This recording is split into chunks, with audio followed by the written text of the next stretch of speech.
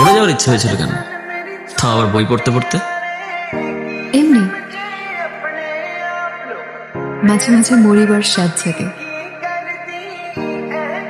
শুনেছি মৃত্যুর সময় পছন্দের কাজ করলে নাকি মৃত্যুর ভয় কম কাজ করে। হয়তো বা। কিছু কি অর্ডার করবেন? আমরা এই বইটা কিনতে চাই। সরি স্যার, আমাদের এখানে বই বিক্রি করা হয় না। আপনি চাইলে এখানে বসে বইটি শেষ করতে পারেন কফির সাথে। বই কেনা লাগবে না, পরের বার আসার সময় আমি আপনার জন্য নিয়ে আসবো। এখন বলেন কি খাবেন? কি খাবেন মানে? সকালে আপনি ট্রিট দিয়েছেন, এবার আমি দিব।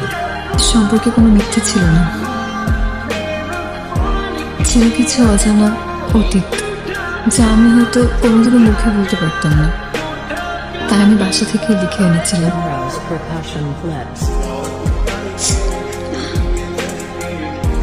এই তোমাদের হলো? এত সময় দেওয়া যাবে না আলিফ। ওইটাকে ধরো। আমি জানি যে আপনি একটা খারাপ সময়ের মধ্যে দিয়ে যাবেন। ভালোবাসায় ঢুকে যাওয়া মানুষরা একদম যাযাবর পাখির মতো হয়ে যায়। এ শহর থেকে ও শহরে ঘুরে বেড়ায়। নতুন শহরে গিয়ে হয়তো ভালোবাসার নামে অবিশ্বাসের গন্ধ খোঁজে। তবে আমি আশা করছি যে আপনি জার্নিটা কাটিয়ে উঠতে পারবেন। ভালো থাকেন স্যার। যে আলিয়াকে 1 বছর ধরে খুঁজে পাননি, তাকে আজ খুঁজে পেলেন কিভাবে?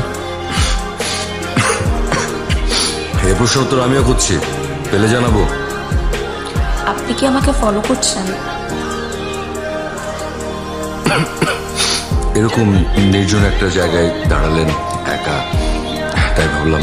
দেখেন আমি শর্মিলা, প্লিজ আমাকে একটু একা থাকতে দিন। আমি জানি আপনি শর্মিলা, আপনি নবনী।